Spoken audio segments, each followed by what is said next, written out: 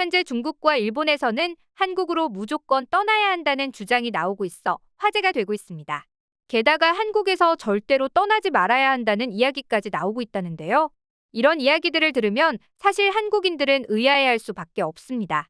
한국이 좋은 점도 많지만 여러 가지 문제가 존재할 수밖에 없는데 대체 왜 이런 주장을 하는지 말이죠. 그런데 여기에는 이유가 다 있었습니다. 중국을 먼저 살펴보자면 최근 중국의 기업들과 부자들은 큰 근심에 빠져 있다고 하는데요. 그 시작은 공청단 출신인 리커청이 시진핑을 견제하면서 한 발언 때문이었습니다.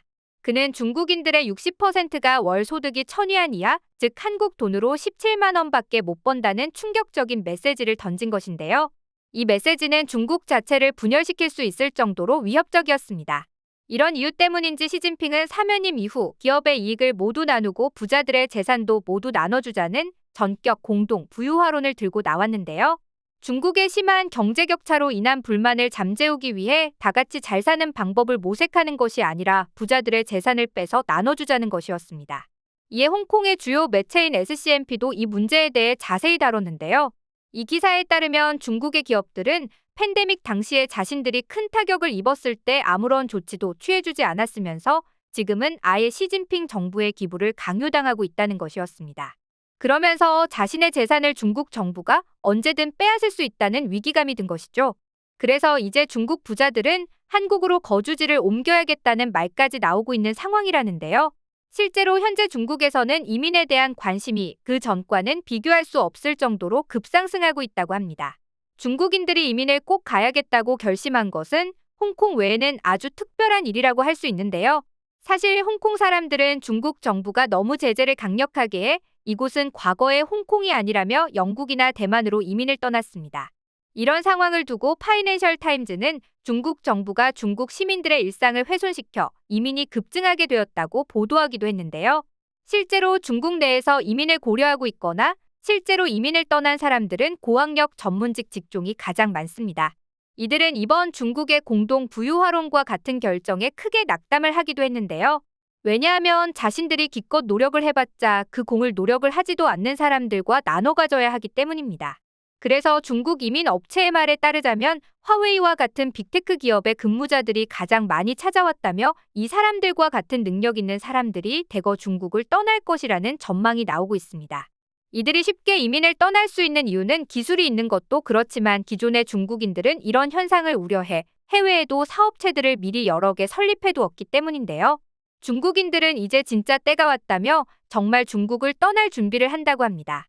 SCMP도 이런 중국의 결정은 결국 중국의 엘리트들을 대거 해외로 유출시킬 수 있다고 우려를 표하기도 했죠. 그리고 일각에서는 전문직을 가진 사람들 뿐만 아니라 일반 중국인들도 여건만 된다면 다른 나라로 이민을 꾀하고 있다고 했습니다. 이런 동향을 눈치챈 중국 정부는 일단 공산당 간부들부터 해외로 나가지 못하도록 막고 있습니다. 월스트리트 저널은 중국 공산당이 배우자 또는 자녀가 해외에 많은 재산을 가진 사람은 승진을 할 수 없고 장관급 고위 인사의 배우자와 자녀는 해외 부동산과 주식의 보유를 전면 금지하고 있다고 밝히고 있습니다. 물론 중국 정부가 이와 같은 결정을 내린 것은 중국이 해외에 자산을 많이 가지면 미국의 타깃이 될 수 있어서기도 하고 이번 러시아 전쟁을 통해 미국이 러시아의 정치인, 재벌들의 재산을 동결하는 걸 보면서 중국이 대만을 침공하면 이것과 비슷하게 중국 자산을 묶어버릴 것을 우려하기도 한 것이죠. 하지만 여기에 숨겨진 의도도 있었습니다. 바로 고위급 인사들이 유사 상황에서 해외로 망명하거나 도피하는 것을 사전에 차단하겠다는 것이었죠. 게다가 시진핑은 2014년부터 반부패 사정 작업을 앞세워 3,200명의 관리를 적발했고 이들 중 해외에 자산을 숨긴 사람들을 강등하거나 재산 몰수라는 결정을 내리기도 했습니다.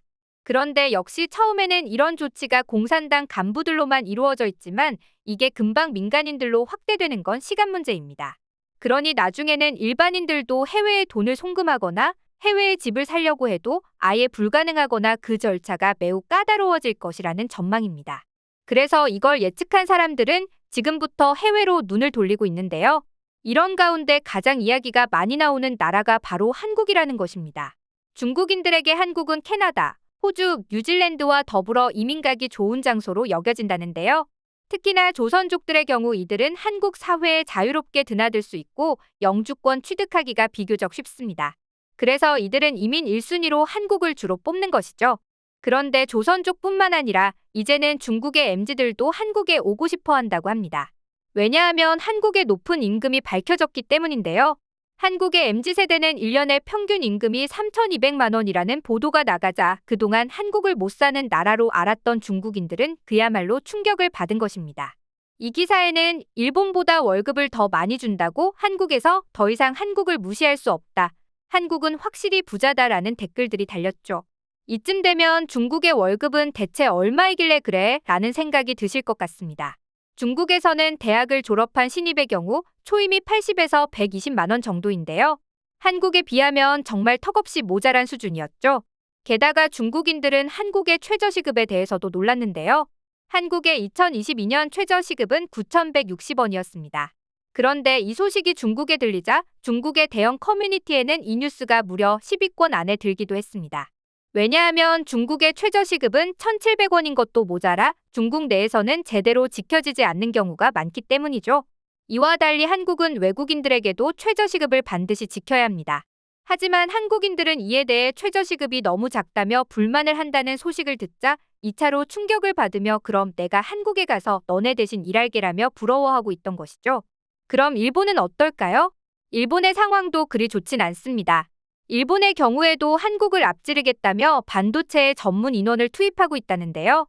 그러나 석박사까지 한 전문 인력임에도 불구하고 월급이 27만 엔, 즉 300만 원이 조금 안 되는 돈을 받는다는 것입니다. 한국에서는 반도체 업계 초봉이 5에서 6천만 원이 되는 것을 생각해보면 한국이 얼마나 파격적인 대우를 해주는지 알 수 있습니다. 이렇다 보니 한국이 훨씬 나으니 거처를 옮기자는 말을 하는 것입니다. 실제로 이젠 팬데믹 이후 중국인들이 10억 원을 들고 한국으로 몰려들고 있는데요. 바로 거주 비자와 영주권을 주는 투자이민 제도를 이용하기 위해서였죠. 이 투자이민 제도는 관광단지나 관광지대 휴양체류시설에 10억 원 이상을 투자하면 거주 자격을, 5년간 투자를 계속하면 영주권을 주는 제도입니다. 처음에는 제주에서 처음 시작했고 그 뒤로 강원, 전남, 인천, 부산으로 확대되었죠. 투자액은 처음에는 5억 원이었지만 영주권을 얻자마자 투자금을 바로 회수하는 먹튀 논란과 영주권을 남발한다는 지적으로 법무부가 액수를 2배로 늘리기도 했죠. 하지만 여전히 중국인들이 몰려오는 것에 대해 고민이 되는 것은 사실입니다. 중국인들은 각종 대출이나 자금을 출처 확인 없이 한국인들에 비해 자유롭게 부동산을 구매할 수 있습니다. 그리고 이 과정 속에서 강남과 같이 부동산 가격이 항상 뜨거운 감자가 되고 있는 곳에 영향을 준 것이 아니냐는 것이죠. 그래서 이제는 중국인들의 이런 움직임을 파악하고 한국도 관련 대책을 만들기 위해 나서고 있습니다. 이제 국세청은 추후 외국인이 주택을 팔 때 양도세를 도입하는 것을 적극 검토할 예정이라는데요.